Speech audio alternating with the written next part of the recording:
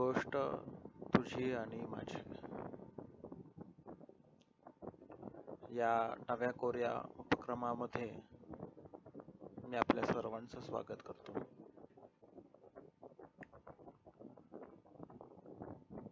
या चॅनलमध्ये मी आपल्यासाठी काही नव्या कोऱ्या कविता घेऊन येणार आहे.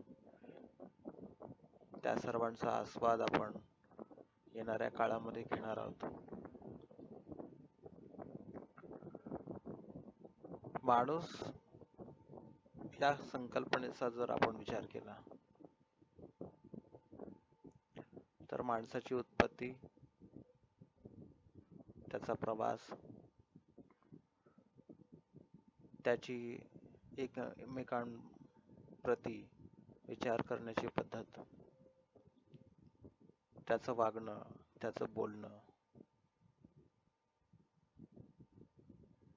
या सर्वांचा कुठेतरी संबंध आपल्याला पाहायला मिळतो. हा संबंध कोणाशी आहे, कशाशी आहे, याचा जर आपण विचार केला तर माणसाचा केंद्रबिंदू किंवा माणसाचं मूळ हे सर्वस्वी प्रेमातच असलेलं आपल्याला दिसतं. माणसाच्या आयुष्यातून आपण जर प्रेमाला वेगळं करून पाहिलं तर त्याचं आयुष्य हे आयुष्य राहणार नाही. त्यामुळे प्रेमाला बहुमूल्य असं स्थान माणसाच्या आयुष्यामध्ये आहे. किंबहुना प्रत्येक प्राण्याच्या, सजीव आणि या निसर्गामध्ये जन्म घेतलेल्या प्रत्येक घटकाच्या आयुष्यातला अविभाज्य घटक म्हणजे प्रेम आहे असं वाटतं.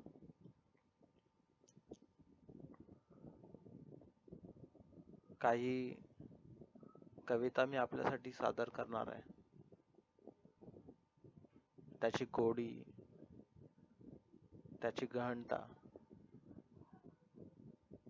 या सर्वांचा आपण आस्वाद घ्याल याची खात्री मला वाटते. या उपक्रमाची सुरुवात करत असताना खरं तर याआधी अशा प्रकारचा कोणताही अनुभव नसलेला मी आज आपल्या समोर मनमोकळेपणाने गप्पा मारणार आहे. माझ्या आयुष्यातल्या काही घटना, काही गुपितं मी आपल्या समोर सांगणार आहे. त्या गोष्टी किंबहुना मी आपल्यासोबत हित गुजणार आहे असं म्हटलं तरी काही चुकीचं ठरणार नाही.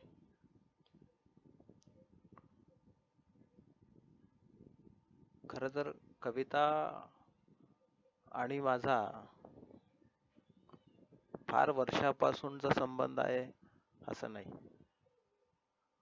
परंतु आयुष्यात आलेल्या काही घटना मला कवितेच्या मार्गाकडे घेऊन गेल्या. माणसाचं जीवन अभ्यासत असताना समोर आलेल्या गोष्टी, त्याची निरीक्षणं, त्याचे बिंदू, त्याचे पैलू या सर्व गोष्टींचा मनमोकळेपणाने विचार करत असताना माणूस त्याच्या सभोवताली घडणाऱ्या घटना, त्याचं वागणं, त्याचं मंथन करणं, विचार करणं याच्याबद्दल निर्माण झालेली उत्सुकता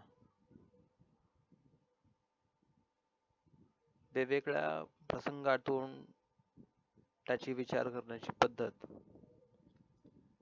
त्याचे प्रश्न सोडवण्याचे निकष, प्रश्न सोडवण्याची पद्धत, या सर्व गोष्टींना कुठेतरी बाध्यता फुटावी आणि माणूस म्हणजे नेमकं काय, किंवा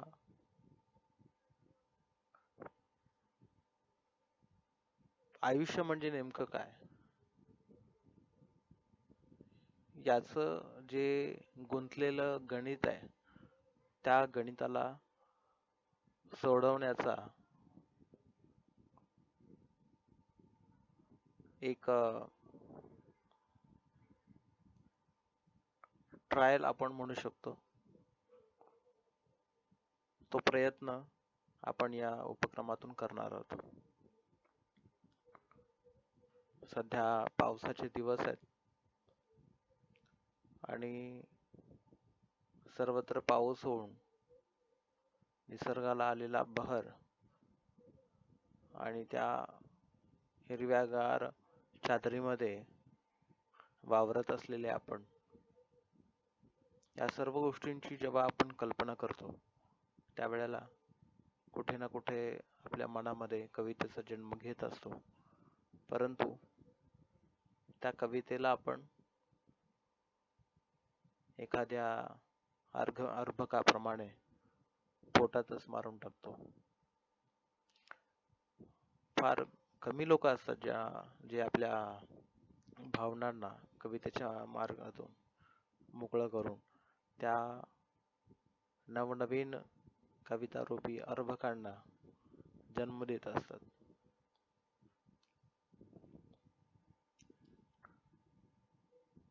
तर अशाच एका कवितेने आपण आपल्या उपक्रमाची सुरुवात करणार आहोत. आपल्याला हा उपक्रम आवडला तर नक्की या उपक्रमाला दाद द्या. आपण सर्व मार्गाने मला या उपक्रमाला दाद देऊ शकता. आपला अभिप्राय आमच्या समोर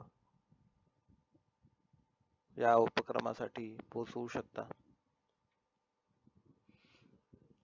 आणि हा उपक्रम अधिकाधिक कसं चांगल्या पद्धतीने आपल्या समोर घेऊन येता येईल यासाठी आपली मदत लाभली तर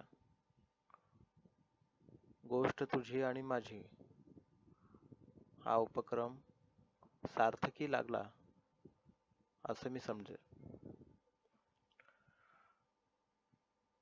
तर या उपक्रमाची सुरुवात आपण एका कवितेपासून करूया. कविता मी लिहिलेल्या काव्यसंग्रहातली आहे. काही दिवसापूर्वी एका कविता संग्रहाचा आणि ललित गद्याचं प्रकाशन झालं, त्याच काव्यसंग्रहातली कविता आहे.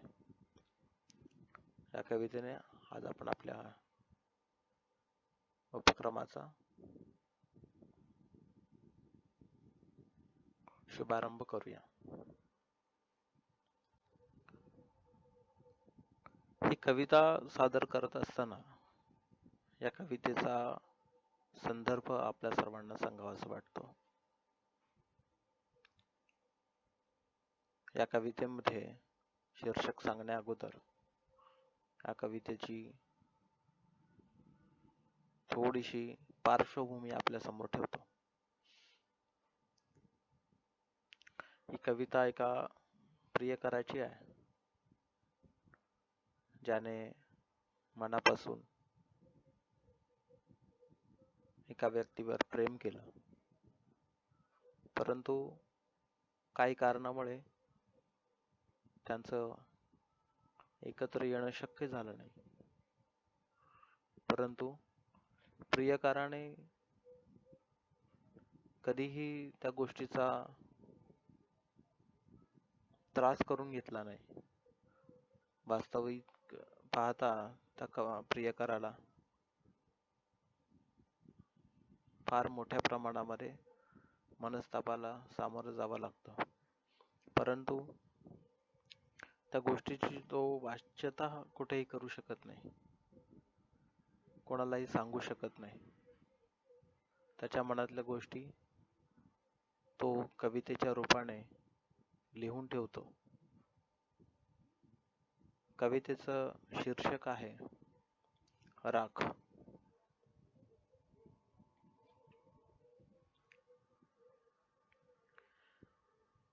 राखेच्या आयुष्याला 7 विस्तवाचे. राखेच्या आयुष्याला 7 विस्तवाचे आणि जळून गेलेल्या खाकीला लाकड सरणाचे. राखेच्या आयुष्याला 7 विस्तवाचे, जळून गेलेल्या खाकीला लाकड सरणाचे. मदमस्त होऊन जगणं याचीच सारी कीर्ती. मदमस्त होऊन जगणं याचीच सारी कीर्ती. प्रीत फुलावी उमलून, प्रीत फुलावी उमलून जळलेल्या काळोख्या राती. राखेच्या आयुष्याला 7 विस्तवाचे. मी पोळतो ठिणग्यासम करपलेल्या देहांनी. धगधगतो आगीनं होरपळलेल्या आयुष्यात. मी पोळतो ठिणग्यासम करपलेल्या देहांनी. धगधगतो आगीनं होरपळलेल्या आयुष्यात. व्याकुळलेल्या मनाला फुंकर गारव्यात बरसणाऱ्या पावसाचे. व्याकुळलेल्या मनाला फुंकर गारव्यात बरसणाऱ्या पावसाची. पावसात चिंब न्हावं याचीच प्रतीक्षा देवाची. पावसात चिंब न्हावं याचीच प्रतीक्षा देहाची. मन मारून जगण्यात आशा पल्लविताची.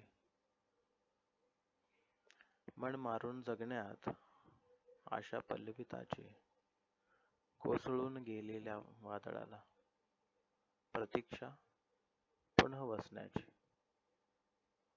कोसळून गेलेल्या वादळाला प्रतीक्षा पुन्हा वसण्याची. राख होऊन जळतो मी अन राख होऊनच मरतो. राख होऊन जळतो मी अन राख होऊनच मरतो.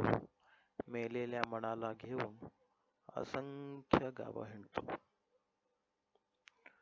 मेलेल्या मनाला घेऊन असंख्य गावं हिंडतो. हिंडून हिंडून पुन्हा तिथंच येऊन पडतो. हिंडून हिंडून पुन्हा तिथंच येऊन पडतो.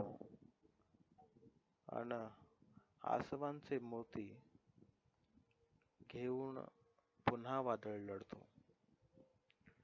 आसवांचे मोती घेऊन पुन्हा वादळ लढतो. सुखावतो पाणावून दुखावत होरपळलेल्या मनाला. सुखावतो पाणावून दुःखात होरपळलेल्या मनाला. 2 आसवांनी खंगून मग तिचीच आठवण मागतो. 2 आसवांनी खंगून मग तिचीच आठवण मागतो. तिच्या माझ्या प्रेमाला 2 जन्मांचं अंतर. तिच्या माझ्या प्रेमाला 2 जन्मांचं अंतर. अंतर कापून झिजवतो माझ्या प्रीतीचा पाझर. अंतर कापून झिजवतो माझ्या प्रीतीचा पाझर. जळून गेलेल्या राखेत सुखाचे मोती वेचतो. जळून गेलेल्या राखेत सुखाचे मोती वेचतो. अन आयुष्याच्या राखेला खत घालून नवं झाड उगवतो. आयुष्याच्या राखेला खत घालून नवं झाड उगवतो. झटतो तिच्याचसाठी आणि तिच्याचसाठी मरतो. झटतो तिच्याचसाठी आणि तिच्याचसाठी मरतो. राख होऊन पुन्हा तिलाच साता जन्मी मागतो. राख होऊन पुन्हा तिलाच साता जन्मी मागतो. राखेच्या आयुष्याला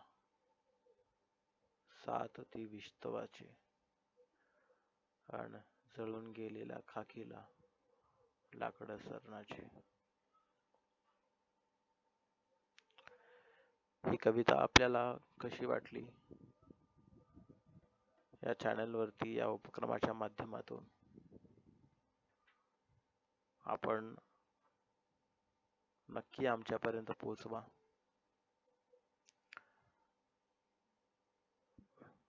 पुन्हा भेटूया नवीन कवितेसह.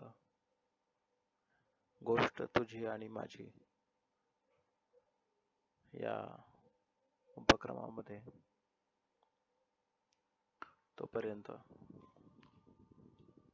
आपल्या सर्वांची मी आज रजा घेतो. धन्यवाद.